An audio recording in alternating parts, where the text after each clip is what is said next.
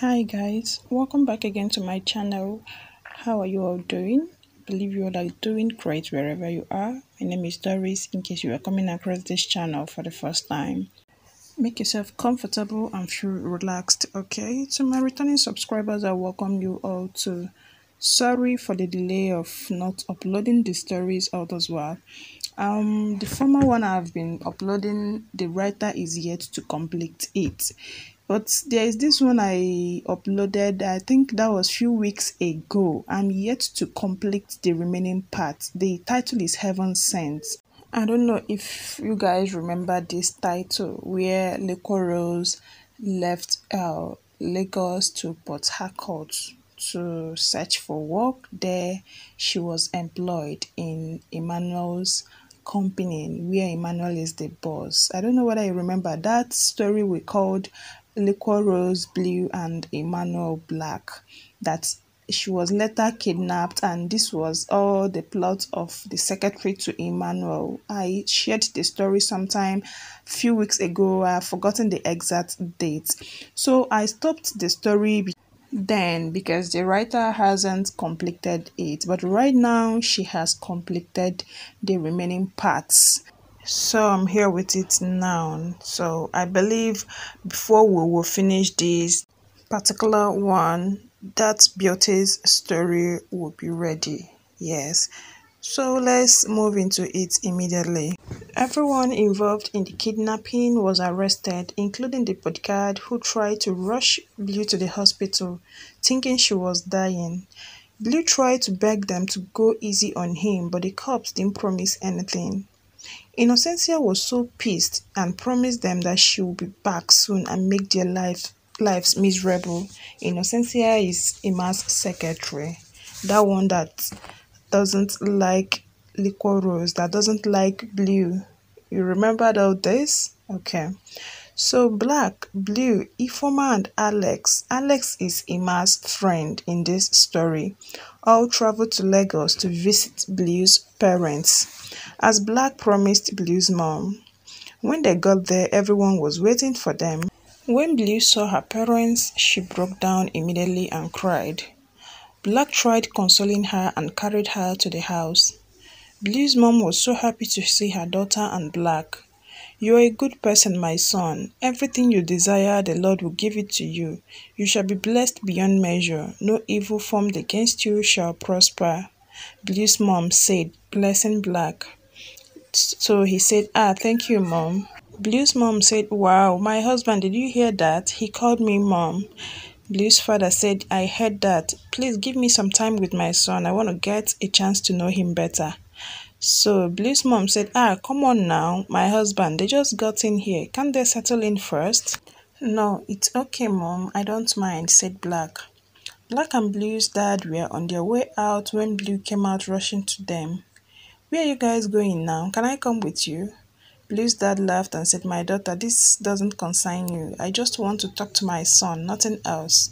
"Oh yeah, now, I'm also your youngest daughter, so you can talk to the both of us," she said, making a baby's face. Anyway, Black laughed and went to Blue and whispered to her and said, "Don't worry, baby, I will be okay. And I don't have anything to hide. I know now. I just want anything to happen to you guys. I would prefer if you bonded here, not anywhere else," Blue said, holding some tears. "Babe, please calm down. Nothing will happen to us. As you can see, we will take some bodyguards with us." "Okay then," she said, wiping her tears. Black gave her a hug and kissed her on her forehead and went out with her dad. "I'm sorry, sir. She's been paranoid ever since the kidnapping incident. She doesn't trust anyone around her again. Hence, I decided for us to come here for a visit. I'm sure being with her family and friends will help. She's even struggling to sleep, but she won't tell you guys because she acts tough all the time and it worries me." "It's okay, my son, and please call me dad." They got in the car and the driver drove off. While Blue's mom and others were cooking, Blue was chatting with her sister and Alex. "Are you sure you are okay?" her sister asked. "Yeah, I'm good, no complaints," said Blue with a fake smile. Alex rolled his eyes because he knew she was lying. No, she's not okay. She's trying to block everything that's happened and it's not healthy. Blue snapped and said, will everyone stop analyzing my feelings for God's sake? I said I'm good. Please, will you all let me be? She stood up and ran upstairs to her room and locked the door. Everyone else was still shocked because she never behaved this way before. Alex stood up and went outside, and Blue's sister followed him. Please don't take what she said seriously. You can see she's not coping, said Blue's sister. No, I'm okay actually. I'm just worried about her. I have never seen her this way. I think she needs help and fast. They both agreed and went to chill outside. Blue's mom went to attend to her. My daughter, please open the door. Blue stood up immediately and did exactly that by opening the door because even though she is old, she won't try to mess with her mother because she is strict and she won't hesitate to knock some sense into her. My daughter, my precious jewel, please talk to me. Shout at me, do anything that would make you feel better, her mother said. Blue broke down immediately and knelt in front of her mother and said, I'm scared, Mom. I can't even close my eyes without seeing that dirty place I was held at. The dark place, being tied like a criminal. I can't take it anymore, Mom. Please, make it go. My precious jewel, my strong baby, God saved you. You are here, meaning you survived, my daughter. I need you to calm down, she said, brushing Blue's hair. Now she stood up and looked at me. I need you to listen carefully to what I'm going to say, her mother said. Blue stood up immediately and listened. Who are you, my daughter? Her mother asked. Blue laughed immediately because her mom was doing exactly what Black did. I know who I am, Mom, but I feel so weak right now. Blue said, it's understandable to feel that way, and I don't blame you, my daughter, said Blue's mom. But please, try not to dwell on it too much. I need my bubbly daughter. I need my warrior back. I know she's in there. You have just to channel her back. I can also book an appointment for you with the doctor if you need someone else to speak to, her mom said. It's okay, Mom. I'll be fine. It's good to be home. Her mom kissed her on the forehead and told her to freshen up and meet everyone downstairs because they are all worried about her. Blue went to take her bath and her mom went out. As much as she saw her daughter was still traumatized, she was worried that that's her bubbly daughter that she knows would take time to surface and she didn't want to rush her. As long as she was around her family, friends and Black. Black and Blue's dad went out for fishing. Black was questioned about his motives for Blue. I know my son is still early, but tell me why my daughter amongst other women? Well, Dad, your daughter is loving, very respectful, caring, very strong and smart. I have always wanted someone who is compatible with me, and in her I found myself at home. She doesn't take nonsense from anyone, she goes for what she wants and fights for it. Now, tell me, Dad, who is in her right mind wouldn't love your daughter? I hear you, my son, but please take care of her. She might seem strong on the outside, but she's a soft girl inside. And as for her being strong, she took after her mother. Kai, that woman is strong and fierce. She doesn't take nonsense and can put you in your place within seconds. They both laughed hysterically and the bodyguards joined in. One thing about Blue's family, they treated everyone with respect, including the employees. They always feel at home. After they had finished bonding, they went home just in time for supper.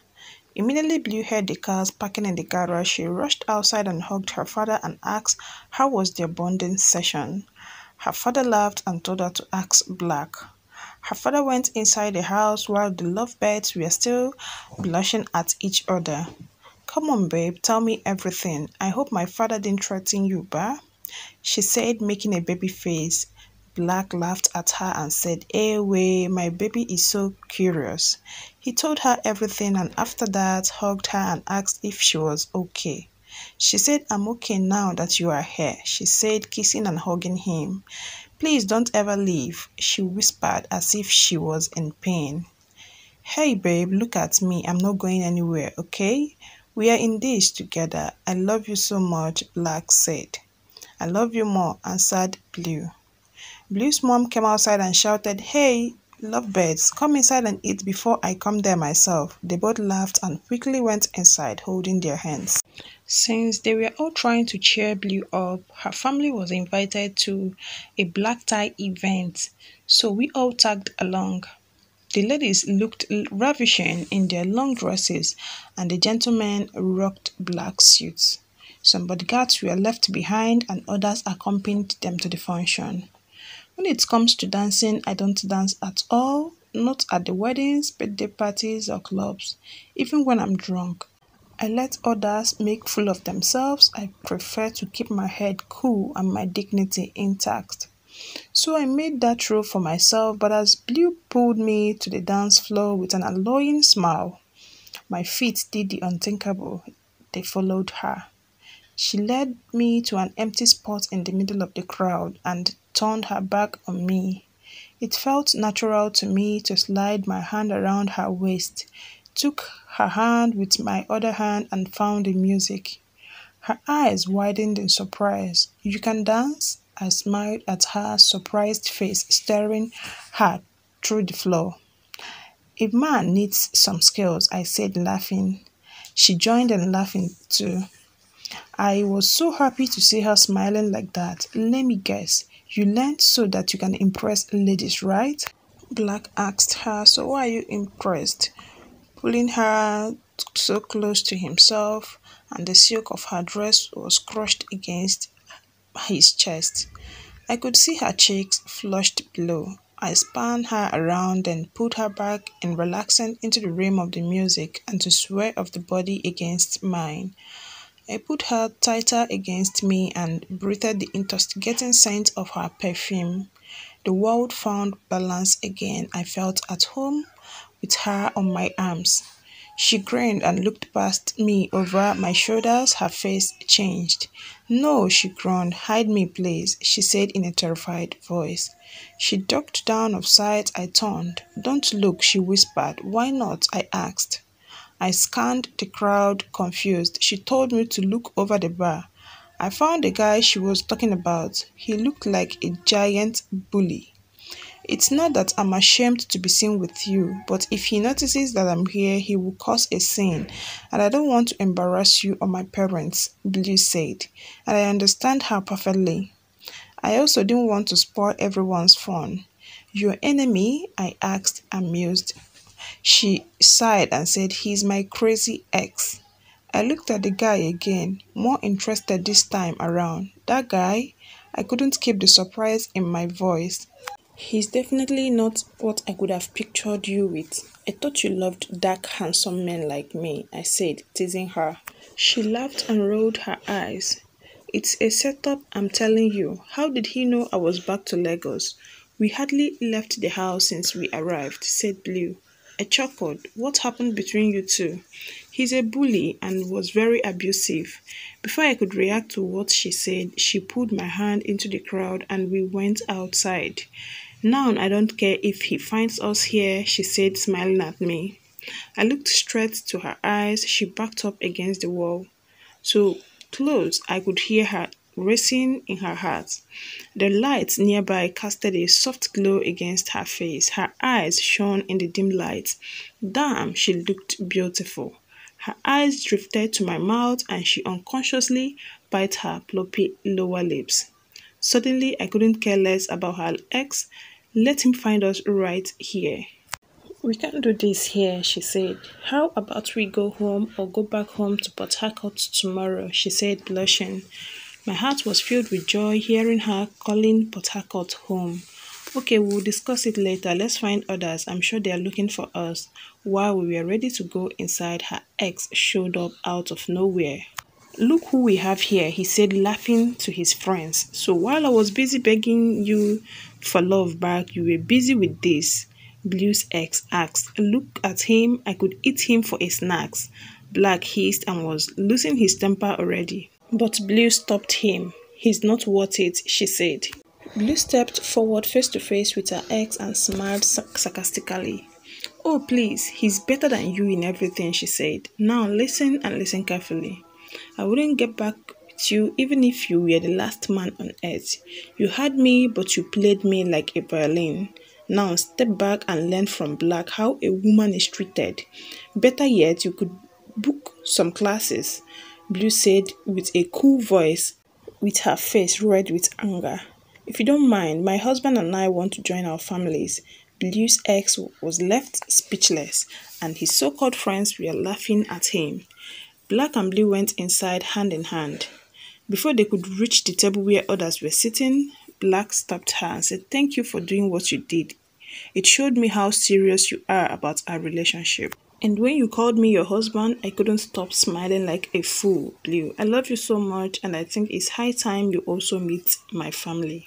Black's point of view. I knew Blue loved me, but I never in a million years thought her family and friends would also love me the way she does. They all welcomed me like their own. I felt home immediately after arriving at her parents' house. Her father treated me like his own son. Same goes to her mom. Immediately after we returned to the function, I notified my parents about bringing Blue home for a visit. I remembered my mom screaming over the phone with joy and my dad rejoicing, saying it's about time I bring a special lady at home. Well, as for my brothers, they were utterly shocked and couldn't wait to meet my big baby. All bear in mind that I have never ever brought anyone home. When asked about my love life, I would simply use work as an excuse. My family were very skeptical about me settling down because I avoided any topics about marriage and girlfriends.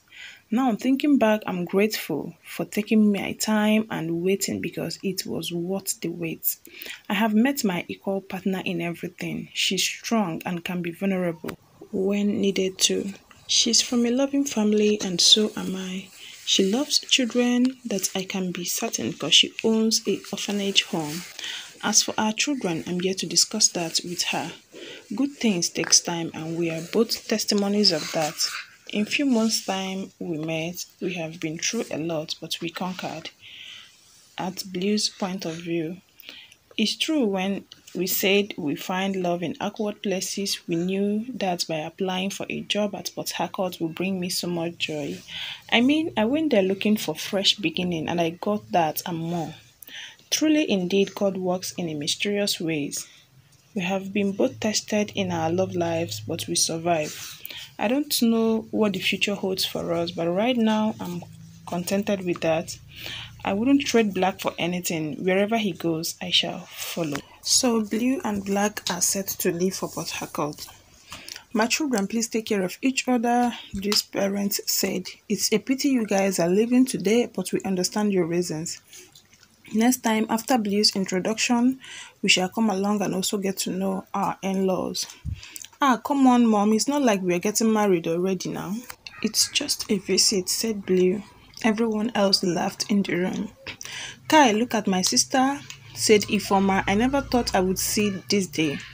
Black now, don't you have a handsome brother like you? I also want to blush like Blue, said Ella, laughing. I have got two younger brothers and they are more handsome, said Black, looking at Blue's reaction. Okay, now just give me their numbers, okay? Who knows, we might also get lucky. Everyone in the house was laughing. They prayed and they were quickly rushed to the airport. Everyone said goodbye to them and promised each other to visit soon.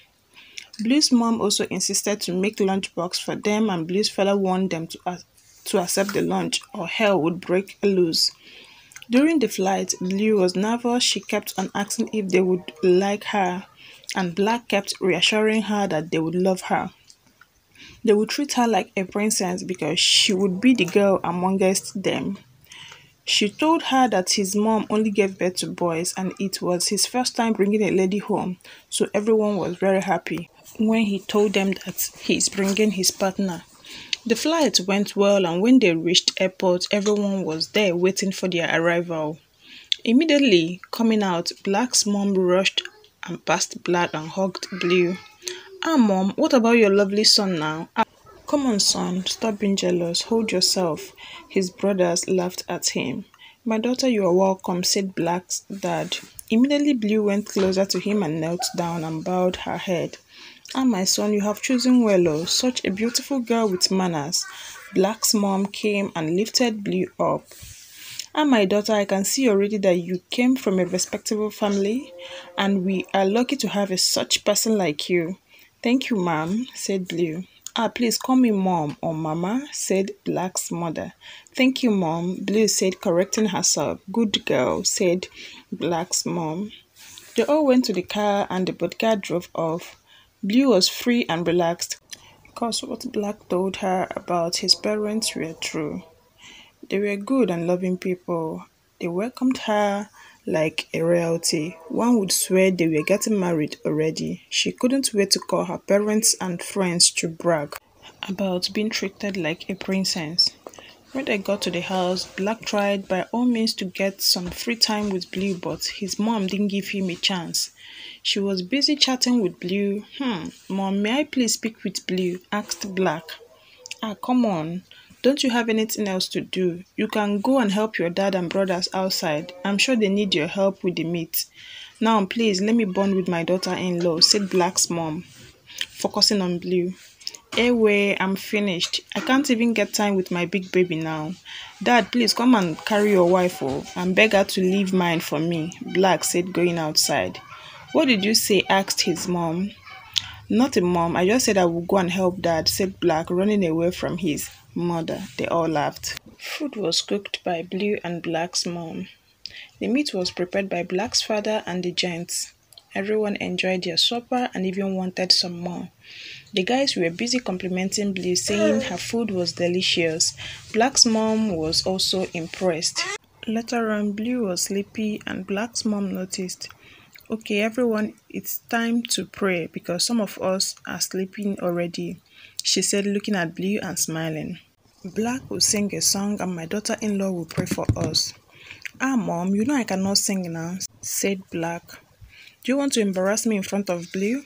Everyone in the house started laughing at him. Black, I'm not begging you, I'm asking you to sing. Everyone went quiet. They all knew when not to mess with the queen of the house. Her word was final and everyone respected her. So Black started singing. Blue joined in helping Black and they sang together. Everyone in the house was speechless and smiling. After they were done singing, it was Blue's turn to pray and she didn't waste time. She kindly asked everyone to close their eyes. She rounded up her prayers and everyone repeated after her and said amen. Black was smiling non-stop and Blue was blushing, looking down, trying not to make eye contact with Black. Wow, my daughter, you can pray, said Black's parents simultaneously. Come, my daughter, let me show you your bedroom. Blue went closer to Black's mom, smiling. Anyway, said Black, laughing. Come on, mom. I will share my bedroom with her now. There is plenty of space there. I promise not to disturb her, said Black with sad face. Black, you know where your bedroom is. If you have forgotten, let me quickly know so that I will show it to you, said Black's mom with a straight face. Okay, mommy, I'm sorry, but can I at least read her storybook before she tries to sleep? Blue is afraid of the dark and bear in mind it's her first time of coming here, Black said, smiling and begging his mom. Okay, my son, I don't see any problem in doing that as long as you know I will be watching you like a hawk. She said that, laughing at him. Blue said goodnight to everyone and went upstairs with Black's mom. She was showed her bedroom and new night dresses were on top of the bed. There you go, my daughter. I hope you love them. Blue was so emotional and hugged Black's mom. Thank you so much, mom. I love them. Black's mom kissed her on the forehead and went out. Immediately after she got inside their bedroom, Black's father laughed and said, Ah, my queen, why are you being so hard on the children? I'm sure they wouldn't misbehave now. Ah, my lovely husband, I don't want to take chances so. Blue's parents trusted us enough to let her daughter visit without meeting us, and that's a huge thing now. I don't want to disappoint them. I know they are adults, but around elders they must behave. Kai, look who is talking, said Black's father.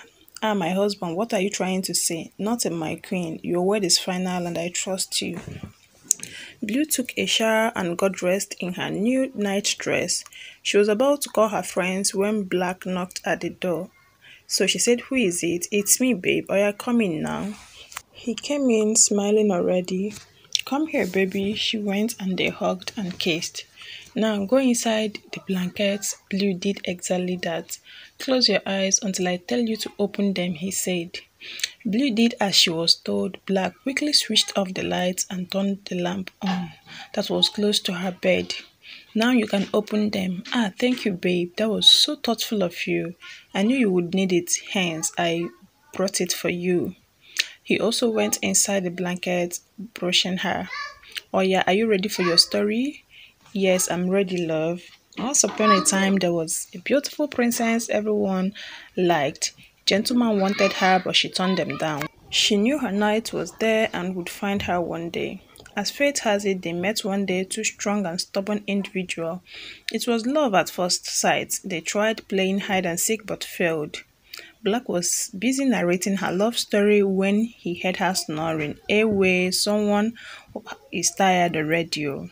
He gently got off the bed, went downstairs and brought some milk for her. He put the milk at the dressing table in case she woke up at night. He kissed her on the forehead and said, "Good night, my queen, my soon-to-be wife. I love you so much." Blue mumbled on her sleep, "I love you too," and started snoring again. Black laughed and went out to join his younger brothers who were still watching soccer.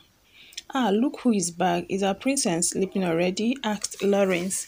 "Yes, she's fast asleep. I'm sure she was very tired," Black said. "I just pray she doesn't get nightmares about the kidnapping issues." "Ah, relax, brother. She will be fine." They all watched the soccer and out of nowhere, Victor said, "Brother, you better do something or someone will beat you to it. Marry that beautiful princess already. I can tell you are both smitten. First of all, no one can snatch Blue away from me. She has shown over and over that she's committed to me. I wouldn't have brought someone home whom I'm not sure of. So relax, everything is going well." "Okay, big bro, I got you." The boys watched the soccer and later on went to sleep in their bedrooms.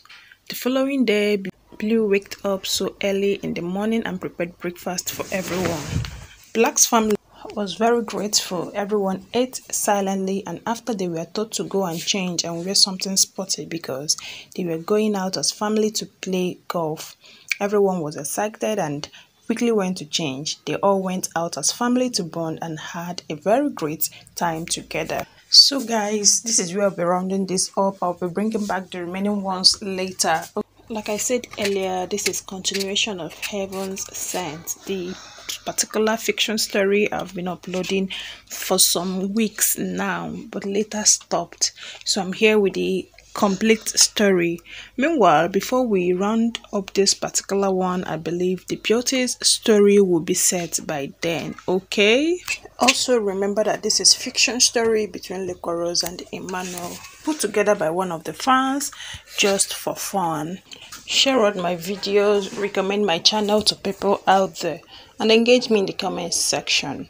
Remember, my name is Doris. Till I come your way next time. Bye bye.